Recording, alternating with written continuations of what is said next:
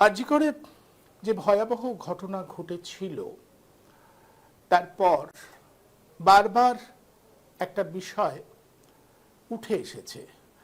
Junior ডাক্তাররা সম্মিলিতভাবে যে আন্দোলন করেছিলেন তার একটা আওয়াজ ছিল যে কোনোভাবে স্বাস্থ্য পরিষেবার মধ্যে যে হুমকি সংস্কৃতি বা থ্রেট কালচার শুরু হয়েছে তাকে ভাঙতে হবে। কোনোভাবেই এই চিকিৎসা পরিষেবার মধ্যে হুমকির সংস্কৃতিকে গুরুত্ব দেওয়া যাবে না, হুমকি সংস্কৃতিকে ভাঙতেই হবে। যেভাবে দুর্নীতি চক্র, যেভাবে নানা রকম হুমকি স্বাস্থ্য পরিষেবাকে বিঘ্নিত করে, তার বিরুদ্ধে বারবার সরব হয়েছেন জুনিয়র ডাক্তাররা এবং তাদের সহযোগী সিনিয়র ডাক্তার, তাদের সংগঠন। বারবার করে বলা হচ্ছে চিকিৎসা পরিষেবাকে সাধারণ মানুষের জন্য তুলে দিতে হলে এখান থেকে এই হুমকি বা থ্রেট কালচারকে দূর করতেই হবে। কারণ এই থ্রেট কালচারকে কেন্দ্র করেই নানা দুর্নীতি বাসা বাঁধে। যে ভয়াবহ, যে মর্মান্তিক ঘটনা আরজি করে ঘটেছিল, কর্তব্যরত একজন চিকিৎসক খুন হন এবং ধর্ষিত হন, তার বিরুদ্ধে সুবিচার চাওয়া, হাসপাতালগুলোতে যথার্থ স্বাস্থ্য পরিষেবা ফিরিয়ে আনবার জন্য এখনও সরব রয়েছেন চিকিৎসকদের একটা বড় অংশ। জুনিয়র ডাক্তাররা তো বটেই, চিকিৎসকদের আরও সংগঠন এর সাথে রয়েছেন। তারা মনে করছেন স্বাস্থ্য পরিষেবাকে সবার কাছে পৌঁছে দিতে হলে এই ধরনের থ্রেট কালচারকে থেকে তাদের মুক্তি দিতেই হবে। কিন্তু মজার বিষয় হচ্ছে আমাদের রাজ্যের প্রশাসনের মাথায় যারা বসে রয়েছেন তারা যা বলেন না যা করেন তার সাথে দুস্তর ব্যবধান থেকে যায়। আবার তা প্রমাণিত হলো যে জুনিয়র ডাক্তারদের যেভাবে তাদের মেধাভিত্তিক কাউন্সেলিং এর পরে তাদের জায়গা বদল করে দেওয়া হলো, অর্থাৎ একরকম গাজোয়ারি করে, যেখানে তারা মেধার ভিত্তিতে নিয়োগ পেয়েছিলেন, যেখানে মেধার ভিত্তিতে তাদের নিয়োগ পাওয়ার কথা, সেখান থেকে তাদের সরিয়ে দেওয়া হলো, অন্যত্র নিয়ে যাওয়া হলো। নামগুলো শুনলেই বোঝা যায় যে সরকারের প্রতিহিংসা কিভাবে চরিতার্থ করবার দিকে সরকার এগিয়েছে, সেটা নামগুলো শুনলেই বোঝা যায়।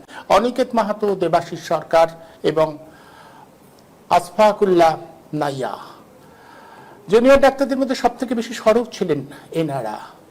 বারবার প্রতিবাদ করেছেন, নেতৃত্বের মুখ হয়ে উঠেছিলেন। ফলে বেছে বেছে, এমনটা হওয়ার কথা নয়, বেছে বেছে এদের মেধার ভিত্তিতে কাউন্সেলিং হওয়ার পরে এরা যেখানে তাদের অবস্থান ঠিক করেছিলেন সেটা পাল্টে গিয়ে অন্য জায়গায় দেওয়া হচ্ছে।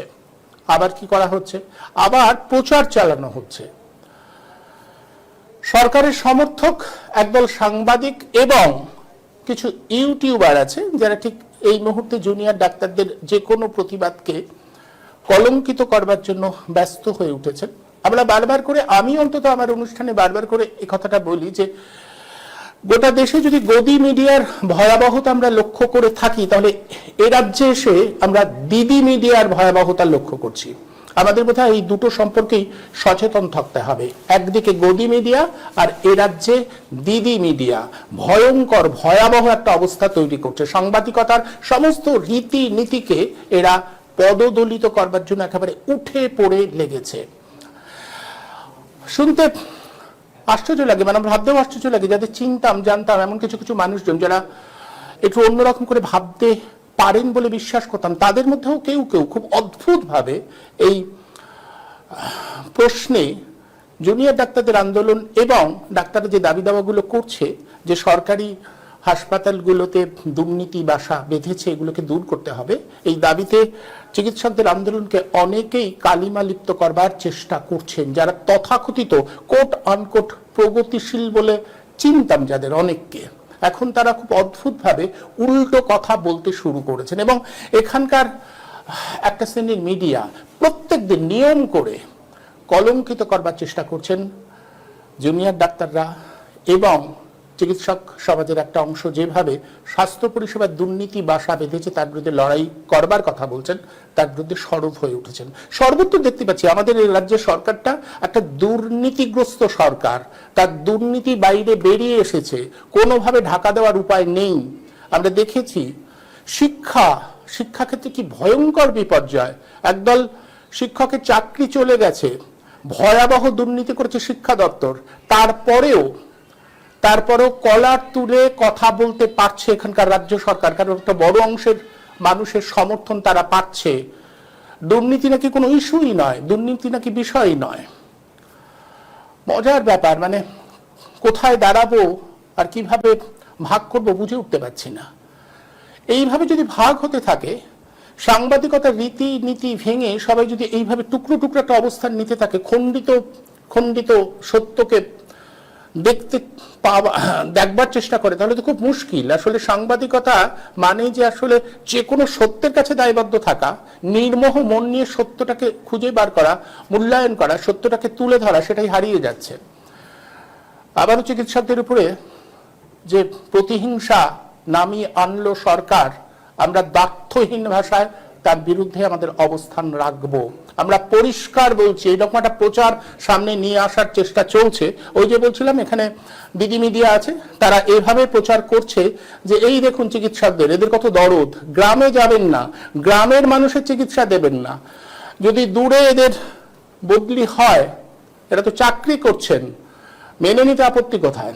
প্রথমত এরা এখনো চাকরি করছেন না, এদের এখনো সিনিয়র রেসিডেন্স হিসেবে থাকতে হবে, বেশ কিছুদিন এদের এই অবস্থায় থাকতে হবে। সেই অবস্থায় মেধা ভিত্তিক এই কাউন্সিলিংটা করা হয়েছিল, মেধার জোরে, যেটা বারবার করে বলা হয়েছে অন্য ক্ষেত্রে হয়নি, মাত্র 3-4জনকে বেছে বেছে বিভিন্ন জায়গায় বদলি করে দেওয়া হয়েছে। এবং স্বাস্থ্য সচিব পরিষ্কার জানিয়ে দিয়েছে, আমরা কথা বলেছিলাম জুনিয়র ডাক্তারদের বেশ কয়েকজনের সঙ্গে, তারা পরিষ্কার বলছে, স্বাস্থ্য সচিব জানিয়েছে যে সরকার যা ইচ্ছে তাই করতে পারে, সরকারের যখন ইচ্ছে হবে সরকার সেটাই করতে পারে।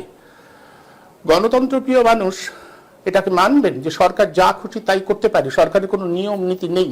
অবশ্য আমাদের প্রশাসনিক প্রধান যেভাবে তার চেয়ারে বসে এক একদিন সাংবাদিকদের সঙ্গে কথা বলছে, তাতে মনে হয় সত্যি তিনি যা খুশি তাই বলতে পারেন।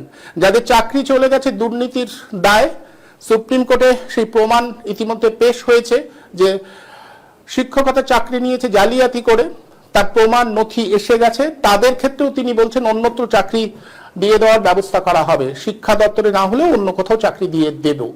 এটা বলা যায়? এটা বলতে পারেন? চূড়ান্ত বেআইনি কথা, তবুও বলে যাচ্ছেন। আর এখানকার দিদি মিডিয়া চোখ বুজে থাকছে, কিচ্ছু বলছেন না, প্রশ্ন নেই।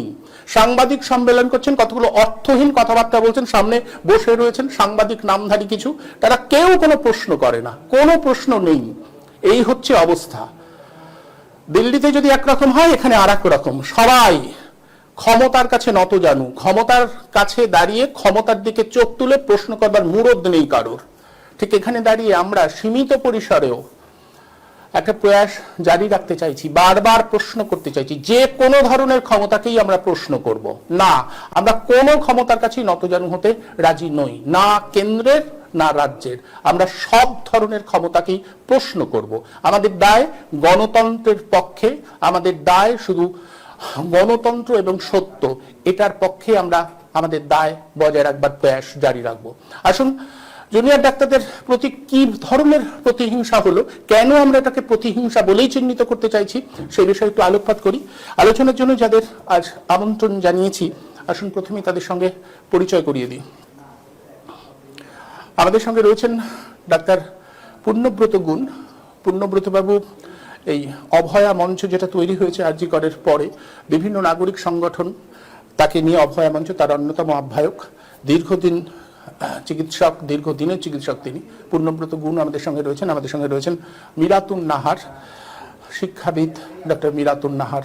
আপনাদের দুজনকেই আমার এই অনুষ্ঠানে আমি স্বাগত জানাচ্ছি। আমি প্রথমেই আসবো ডাক্তার গুণের কাছে। ডাক্তার গুণ, আপনি বলুন যে ইতিমধ্যে কিন্তু আমি যেটা বললাম, প্রচার শুরু হয়ে গেছে যে চিকিৎসকরা যাবেন না কেন, গ্রামে তারা যেতে চাইছেন না। দেখুন কত দরদ, মানে আখ্যানটা বা ন্যারেটিভটা এইভাবে তৈরি করা হচ্ছে। দেখুন কত দরদ সাধারণ মানুষের জন্য। যখন গ্রামে যেতে বলা হচ্ছে তখন সব গুটিয়ে শুধু নিজেদের পছন্দের মতো কলকাতা সংলগ্ন এলাকাতে থাকবেন, এই চাহিদা, এইভাবে প্রচারটা নিয়ে আসা হচ্ছে।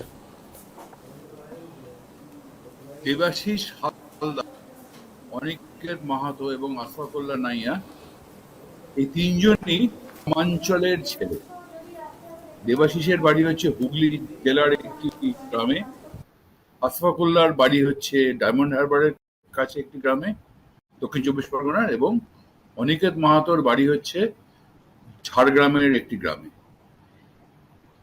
গ্রামে যাওয়ার জন্য এরা আপত্তি করছে। ব্যাপারটাকে এইভাবে দেখানো হচ্ছে, এটা একদম ভুলভাবে দেখানো হচ্ছে, উদ্দেশ্য প্রণোদিত ভাবে দেখানো হচ্ছে।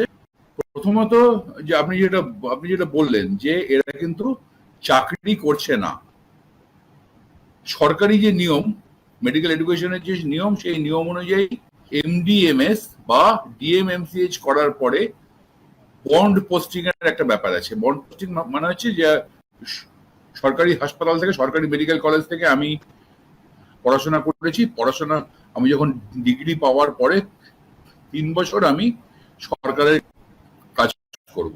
তার মধ্যে প্রথম এক বছরটা কোনো মেডিকেল কলেজে সিনিয়র রেসিডেন্ট পদে দেওয়ার কথা।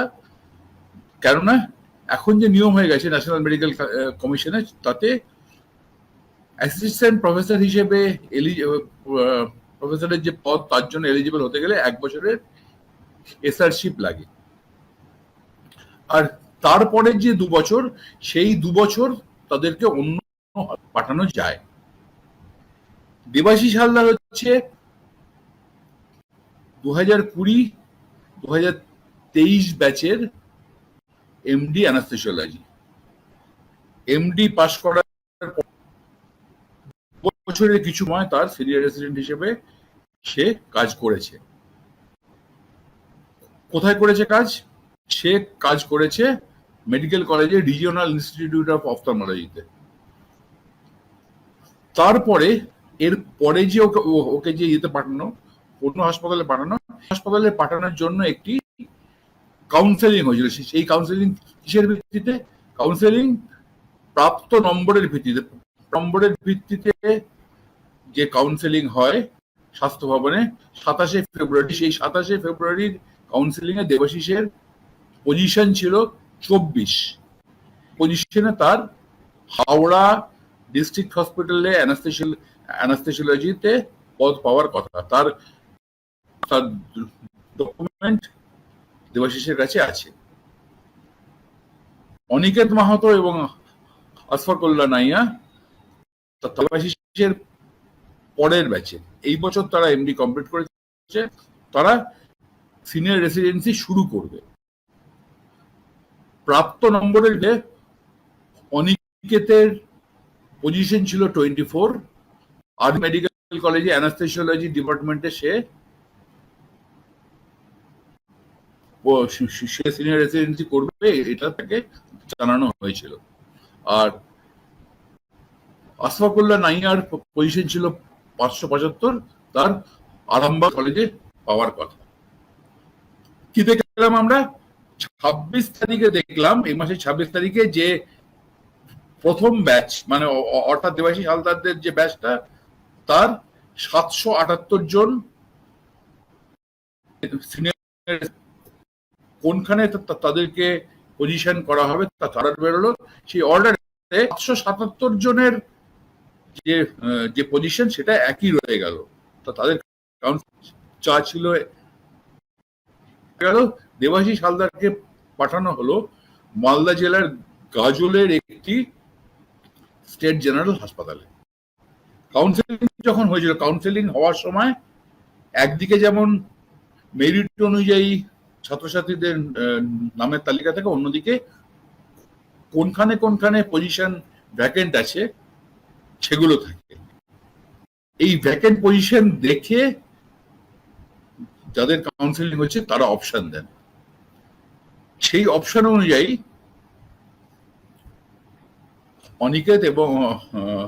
অনিকেত এবং আশফাকুল্লাহ যথাক্রমে আরজিকর এবং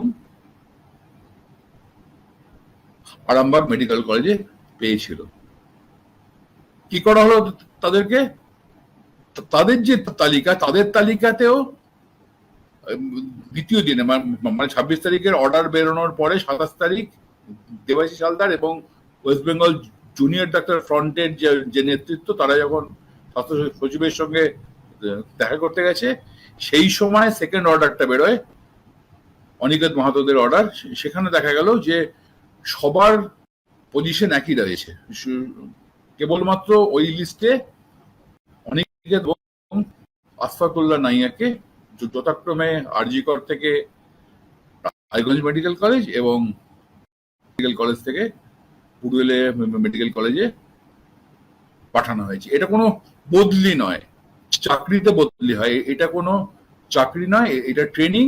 এবং সেই ট্রেনিং এ এরা যে জায়গাগুলো পেয়েছিল সেগুলো তাদের প্রাপ্ত নম্বরের ভিত্তিতে। আমি খুব পরিষ্কারভাবে আমার সংগঠনগুলোর তরফ থেকে বলতে চাই যে এই যে সরকার যেটা করেছে, এটা একদম প্রতিহিংসামূলক ভাবে এরা পদক্ষেপ নিয়েছে।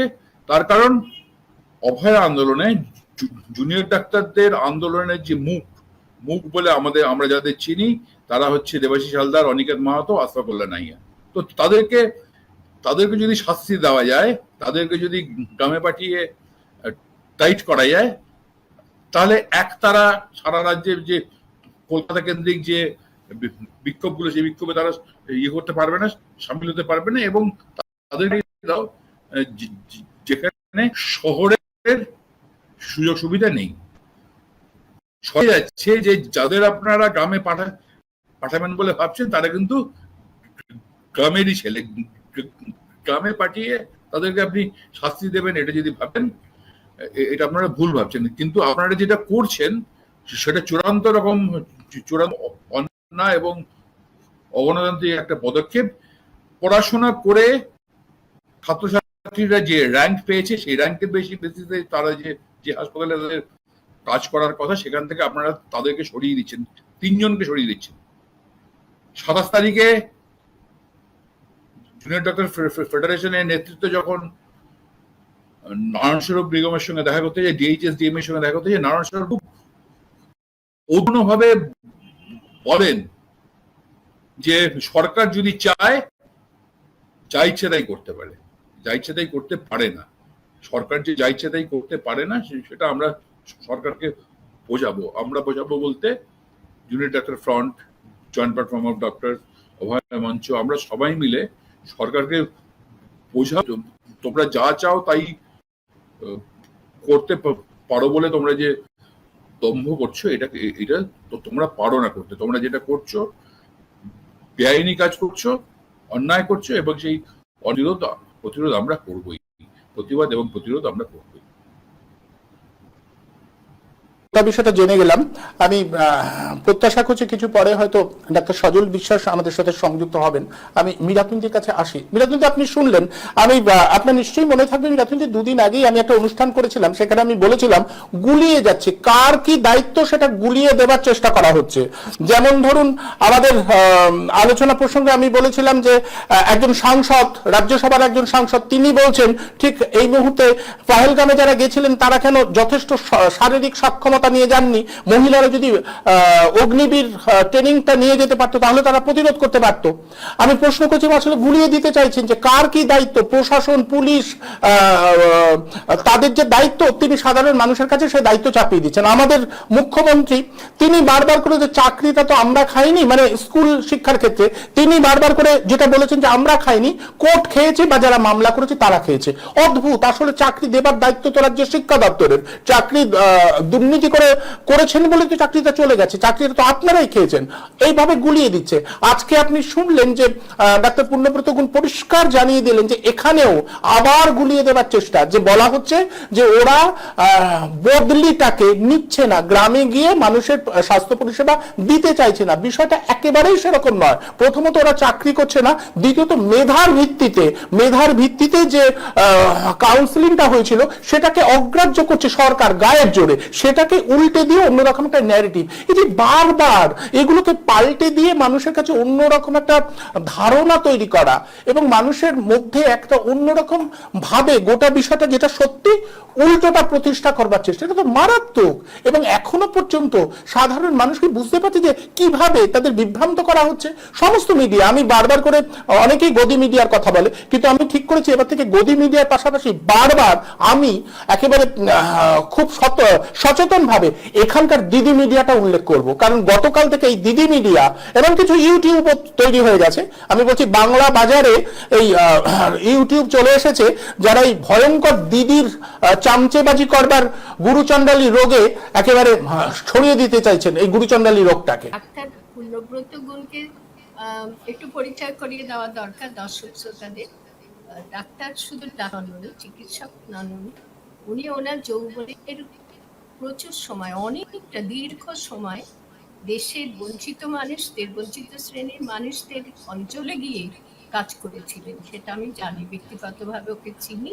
সেই জন্যে বলছি যে আজকে ওর কথা আমাদের কাছে খুব গুরুত্বপূর্ণ।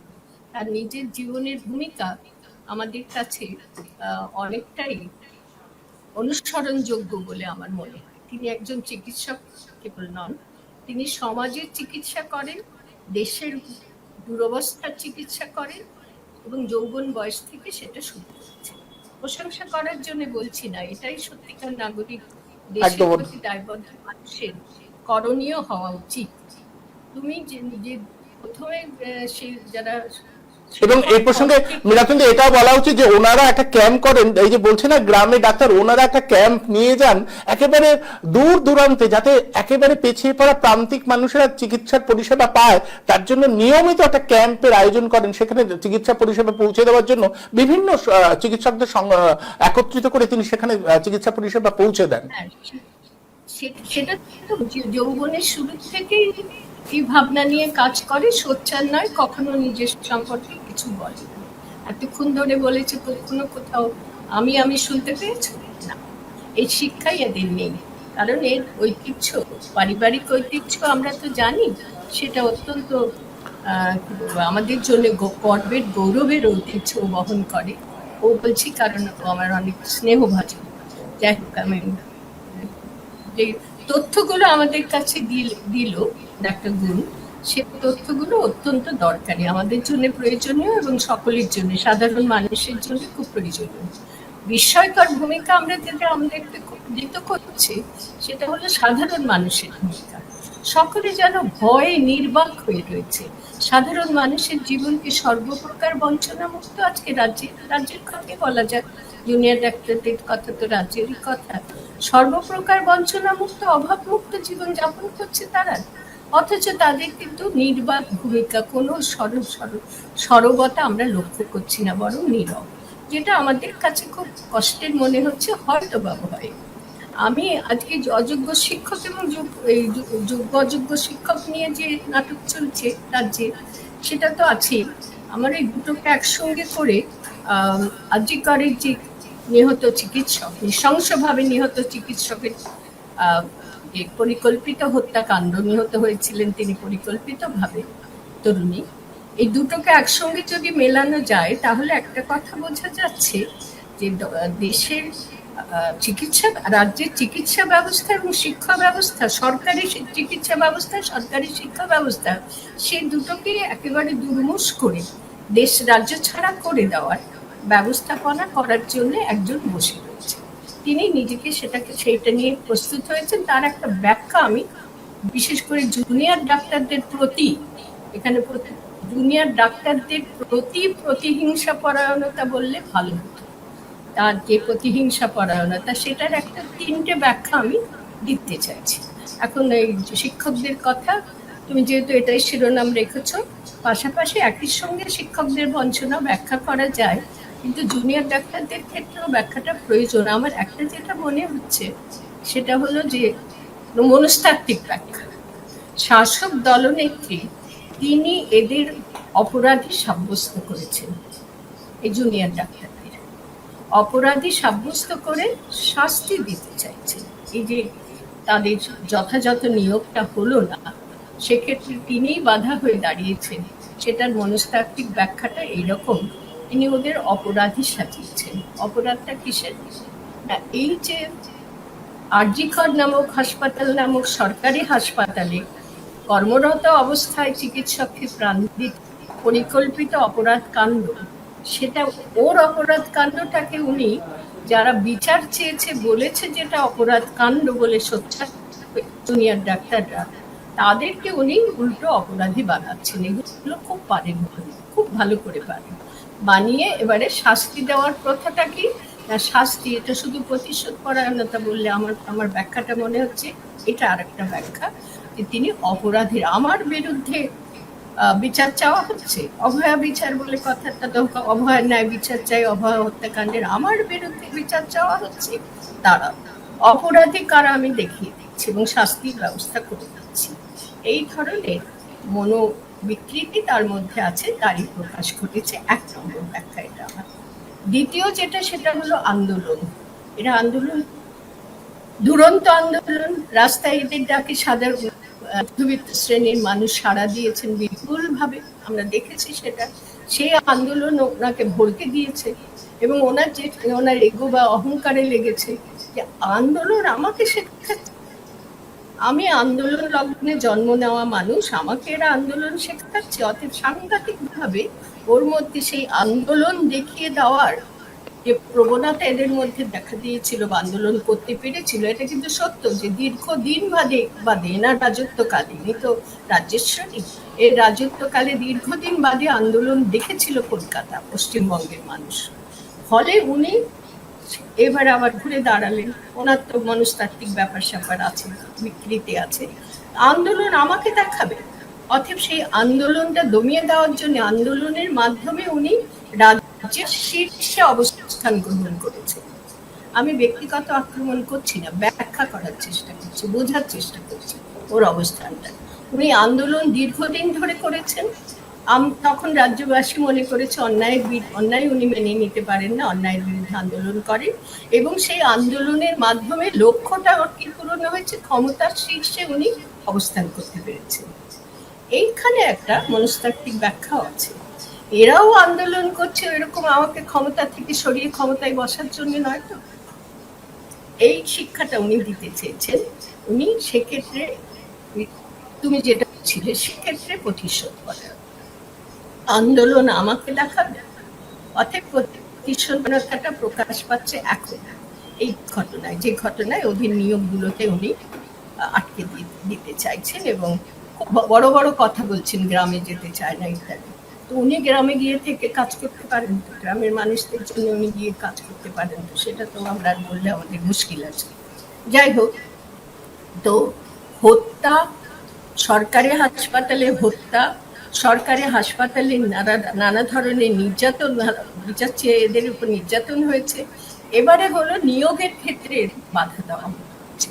নিয়োগের ক্ষেত্রে পরিষ্কার প্রতিহিংসা পরায়ণতা শুধু নয়, নিয়োগের ক্ষেত্রে যতটা দৌড় সেটা দেখাতে চাইছে।